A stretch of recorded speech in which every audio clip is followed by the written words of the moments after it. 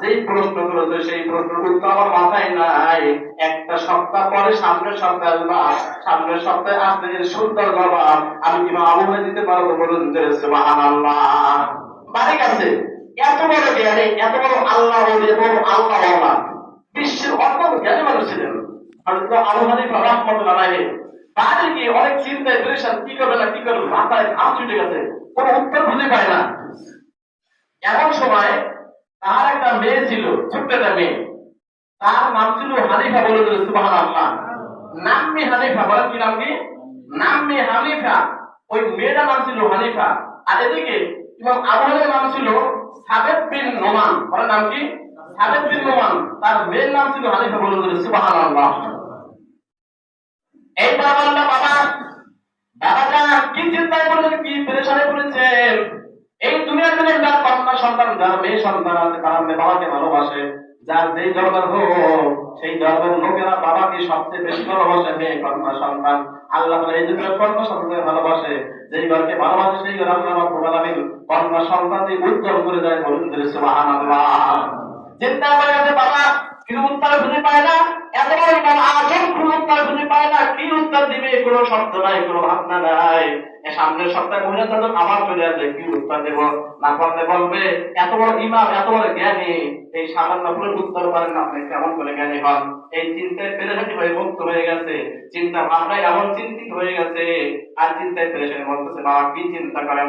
বলে আম্মা জান, যে উত্তর আমাকে খুঁজতেছি, তুমি ছোট মেয়ে, তোমাকে বললে কোনো লাভ হবে না।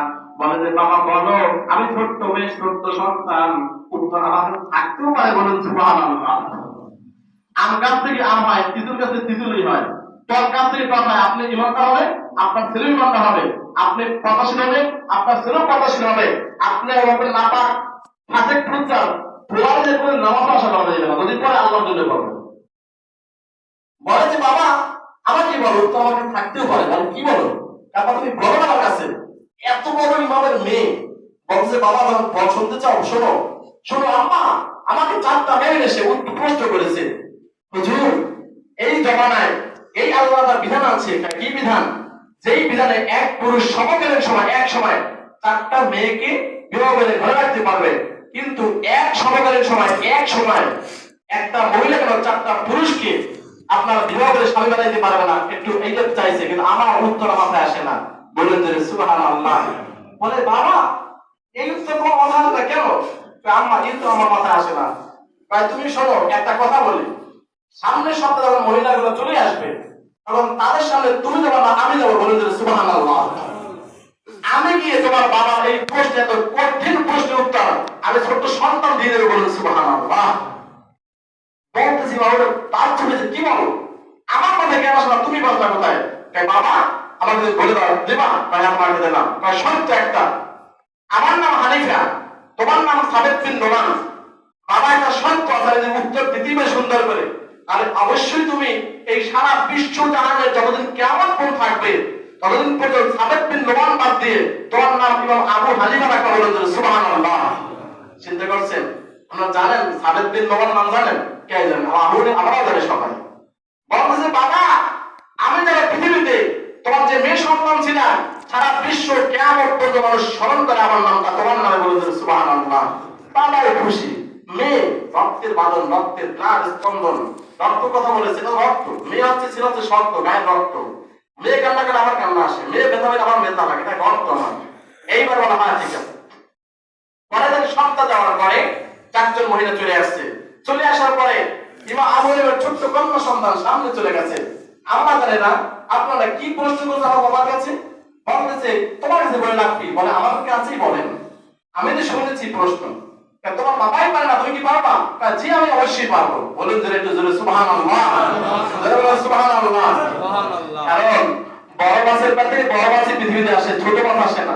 বড় আল্লাহ ওলির পাতে আল্লাহ ওলি যখন জন্ম নেবে, চরণ হুজুরের গর্বে ওলির পিসি হইবে, সাজুল হুজুরের অনুসরণ পিসি হইবে।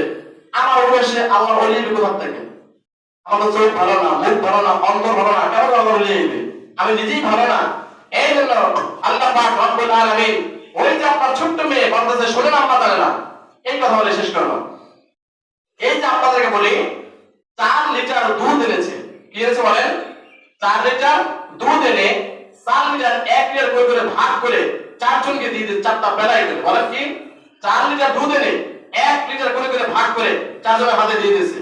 এইবার বলে 4 জনে ধরেন সাদা দুধ, ধবধবে সাদা দুধ। বলেন কি দুধ? সাদা দুধ। এই 4 জনকে 4টা দুধ দিয়া বলতে আপনারা বসে থাকেন।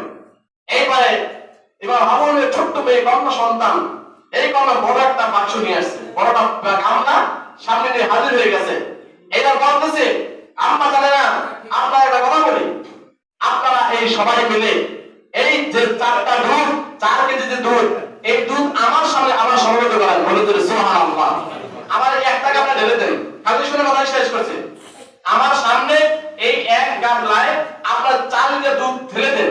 ঢেলে দেওয়ার পরে বলতে এখন কি হবে?